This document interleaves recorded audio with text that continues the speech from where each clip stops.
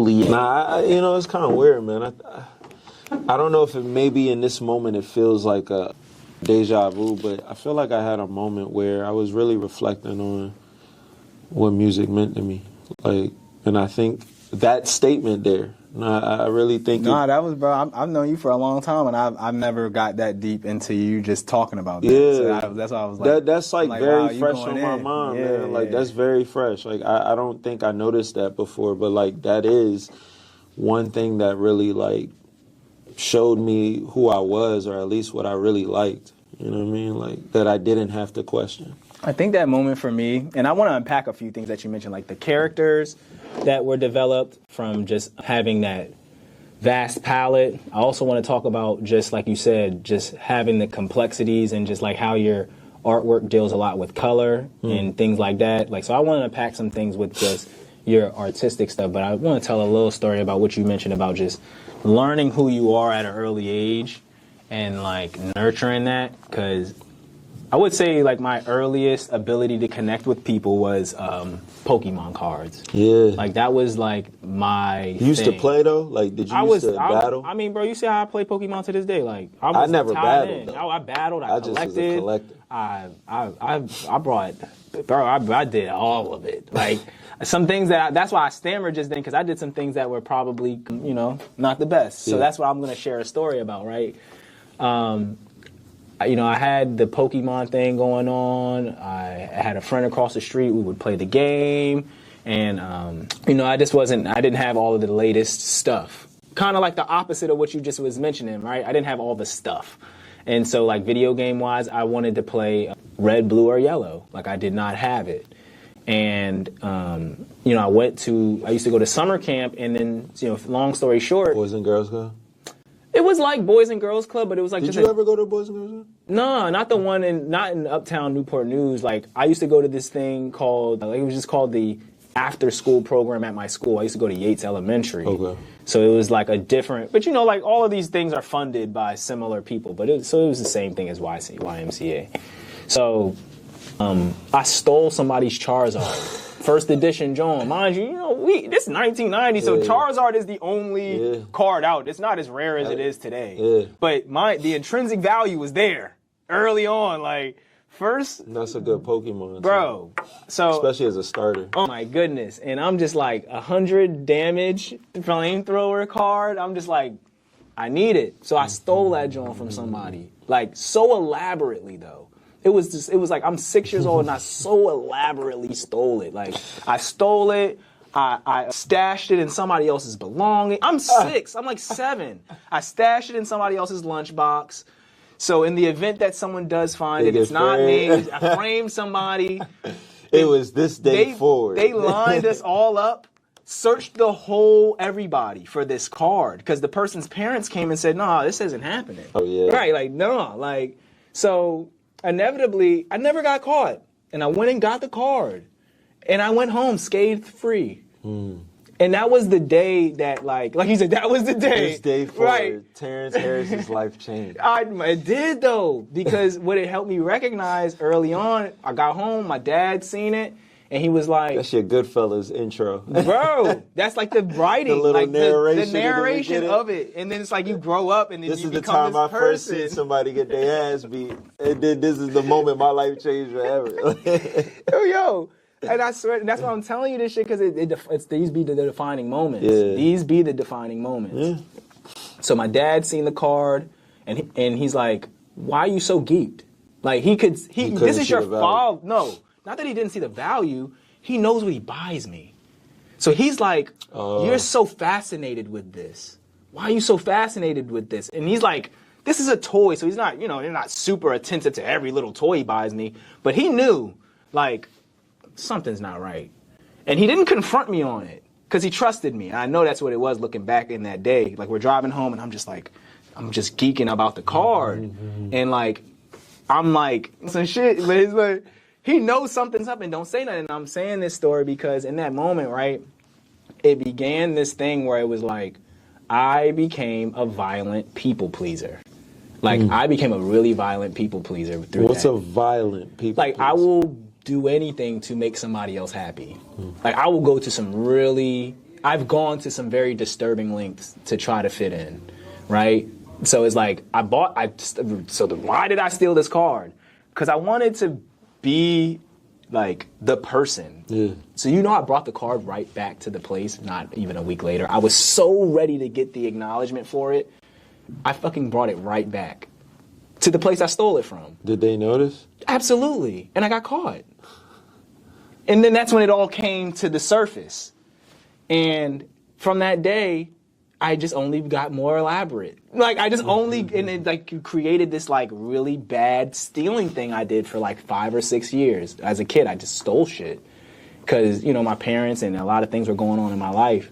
But man, like, I wanted to fit in so bad, man. And I used to do some really bad shit to fit in. So I commend you for having that sensibility to just recognize like what was you at the time. Because, I grew into some other reasons. My relationship with playing Pokemon got a little healthier as I grew up. You know what I'm saying? It started, it got healthier. Glad to hear. It got healthier over time. But at first, man, like I really have done I've damaged. I apologize to any of my childhood friends that have gone through the onslaught of me collecting Pokemon. I mean, I've stolen Game Boys, cards, packages, lunchboxes, beat motherfuckers up. I've done some. Yeah, I've gone through I have really fought for this Pokemon vibe, bro. So it's like I apologize to everybody, and so that's just a testament of just like finding yourself, because it's like it's not always pretty. And, sometimes you got to fight for what you believe in. And, You definitely fought for what you believe in. But I'm not commending for myself. I'm commending it for you. I fought for people. So just to move on from that initial point, right? I just told that story just because I wanted to just speak on fitting in. I know it looked different for everybody. Yeah. And so going back to the Gorillaz characters, and, like, I see that aesthetic. I don't like that word. I see the style. That's really what I see. The style, like, it's similar. You know what I mean? To like the way you create your characters, but then you have a whole different intellectual property, a whole different like effort behind what you're communicating with the characters and things like that. So when did you bridge that gap? When did you say like, all right, like I like what they doing. I like this world that other people have created, but I want to create my own world, and these are the elements that I'm going to prescribe to it. I mean, it definitely came around the time, like, still around the time when I really started to want to take music more seriously. And I don't know, I just always imagined through my influences, whether it's been the Gorillaz, Quasimodo, and even Tyler, in the way that he would utilize his narratives or his characters in the music, it kind of introduced me to an aspect of either creating an alter ego or a character that I could input parts of myself that could be, denser parts of who I am, but I could just put it to a different character to where I feel like I'm maybe like able to be more raw here.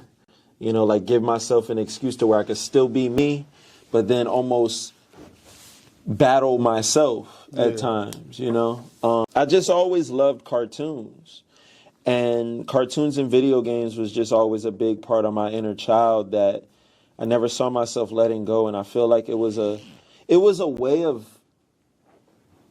like my void filler of escaping reality, because I guess in some ways there were parts of me that I wasn't all the way secure in. So that was like my escape from it, as well as, like to some of the more conscious-esque thoughts of reality and what might have been possible. I just felt like that character or that world was my way of, I'm going to just create my own. Because a lot of what's here, it can suck, or it can be a check towards yourself, and you might not feel comfortable all the time. So at least you have something you can build in your own right that nobody can tell you how to live or how to be, or there's no influence necessarily. And that's going to make you feel indifferent about yourself.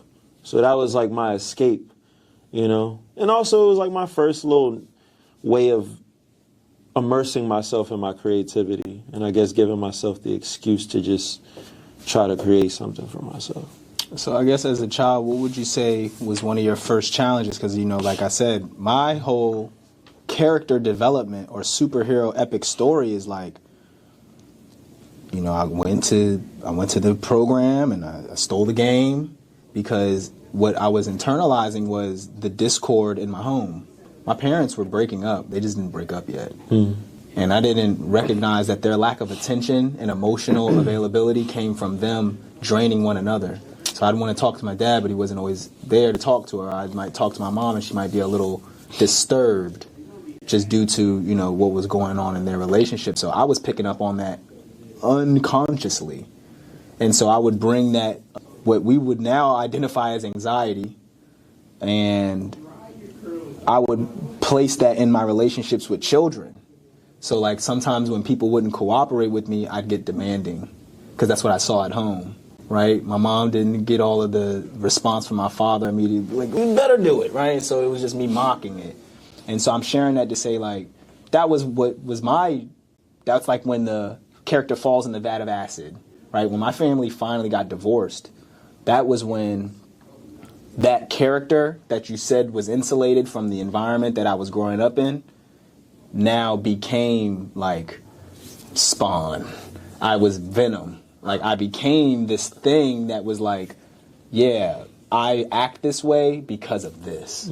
It validated it. It's like, I can't depend on nobody. I have to go out here and get shit for myself because my parents aren't here for me no more. So it's like, what was some challenges, a challenge that you had growing up? Because I'm going to segue it into just like my next few questions, but I like to ask creative people this because I always usually just see these connections. I start to see them.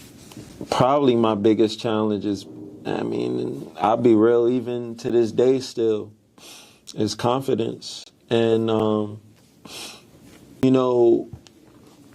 as well brought up as I was within my home structure and, just developing, and I don't know, because I actually had my first couple of sessions of therapy, like couple weeks ago, 3 weeks ago, and it kind of brought in a bit of a perspective of maybe something I never thought about. And I never had like a problematic like grow up necessarily or anything in my household, but I don't know, like there's something in me that I felt maybe there was just something compelling outside of what I was used to that I wanted to be around, whether it was, seeing what other people had in the music, or certain subject matter. And,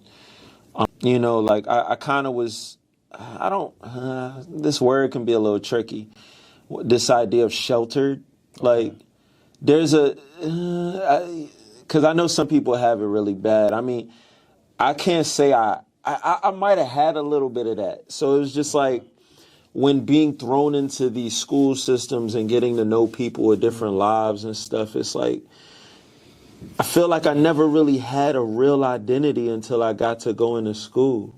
And even then, it's like that's where we really get to exemplify it. That's where survival thing I talked about earlier. We learn it. You challenge, that's where we really learn ourselves. You got to survive your identity in the presence of others. Through the engagement of other people, we learn how to build it. We learn how to shut it down, rework it again. We might get it shot down. We might get it beat up, praised, and all of that. And these ideas of our identity, like we're not always sure about what we want or where we are. Like we're so young, and so for me, it's like there was a gratification of feeling appreciated. And I guess also it was kind of that yearning of always wanting a sibling. Okay. Or like, I guess like a friend group that felt consistent, because even when I moved from my first neighborhood, I kind of had to start over again. Yeah. So it's just like these ideas of, I guess, always wanting to have this impact amongst a group of people or people that would embrace me.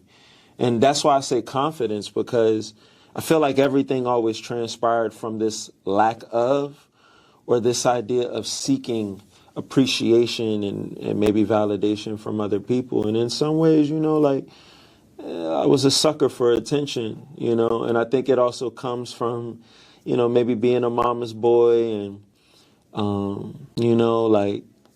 I don't know, like my parents parented me, like I don't got no qualms, but I guess it's just also an understanding certain levels in which I guess maybe I feel like maybe when it comes to more of that individuality, maybe there's parts of that I ain't always get distinctly for myself as a child. Like I didn't always get that much reminders of that. Of how unique I can be, or those parts of me that are so unique, except this thing in my eye. Like, that was the start. That was the start. And even then I was shy about that because everybody used to look at me. And I guess that also added into that idea of confidence and lacking of, and people looking at me and constantly asking me, what's that thing in your eye? And da-da-da-da. And, and then some assholes wanting to make little jokes because, we going to get jokes like as a little kid. But even then it's like after a while, it's like that was like my way of understanding this is the start of my uniqueness, But I like to say the biggest challenge has probably been confidence, man. I love that. And like you said, I think that's a challenge that we all face, but we don't always be self-aware of. You know what I mean? You can go your whole life not being self-aware of the challenge of your confidence. I was listening to, like you were saying, I listened to therapy sessions and then, I pick apart them Jones. And what he was talking about was being confident doesn't mean you're not allowed to have weak moments. So like you can be confident and then be like, can I do this? Or call somebody and be like, man, I need you can you boost my confidence real like, it's okay to not be confident. But I think the important part about it is like what he was mentioning, at least what I gathered from it. That was what he said, and this is what I gathered from it was, I used to think sometimes that let me rephrase that. I did not think I was a leader. I was like, I am not a leader. That is not what I am intended to do. I don't want to lead. And, I'll talk about that a little later, but now that I'm, just more self-aware, I realize how much I wanted to lead even as a child, but I, like you said, just, the environment I was in and just like taking in, not knowing myself and taking in the beliefs of others just kind of just distracted me from that. And inevitably I had a great time in that distraction. It's not to be like, fuck the distractions. Like I like doing the shit I was doing, but not to make this about that sentiment. I just was acknowledging like, that challenge of, the confidence and confronting it, the challenge of confronting being confident is something that all kids go through. And I think that's like the epicness of most creative people. And that's why I ask that question, where I feel that it fits is like, what would be the challenges or the insecurities of nature like that. So that brings me into another point that I had before I'm going to segue into my next question. My next part of this conversation, but I want to ask the question. So color, right? Like you do a lot with color. I noticed like the vibe and everything that you demonstrated with your artwork, and even when you talk about going from lost fortunates into what you're doing with the glums now, but that's not what you mentioned. I'm skipping ahead, and just how you went from the different discographies with names of colors. I don't want you to answer it all in one piece like that. I want you to start from the beginning. In the initial question, it was like, why do you use color to communicate your identity in your art? Like the way you identify with yourself and how you construct that art. Like why do you use color as a medium for that though? I always felt like color, one being somebody who just loves colors, and I always appreciate that. And I feel like as I got older, that was another part of me that reminded myself, like, because I started wearing even brighter colors and stuff, and it was a part of me. That was like one of those expressions of me that I knew that I liked. And so I felt like color just always has a way of speaking to us. And it's either the thing that catches our eye, we all wear it, draw it, eat it, smell it. Like, color is everywhere. And for me, it was just a distinction. And it was just something about that color pink. That was when it really I take it back. It was really about the color purple in high school. And as I started to really like that color, there was something about it and just the idea of it that led me to want to dig deeper into how colors are used and portrayed. And really, it just started from, oh yeah, this is my favorite color, and but I went to a different length to wonder, like, why is it my favorite color? And so it was upon me looking up, like, things about color psychology and stuff, where it really showed me there's purpose and meaning behind these things that I don't think a lot of people really think about. So it was the moment that people don't think about that enough that led me to be so curious. And it just became a thing after a while. And pink was the breakthrough color where it was like, okay, this is about to be a thing for me. Yeah, I just love colors. Colors just has a way of just defining and telling so much without even saying something at all. Yeah, we're gonna circle back around to these, just the name of the discographies and like how those colors and the psychologies and just your theories behind them as well. We're gonna talk about that later. Yeah. But I wanna segue into a different part of the conversation real quick.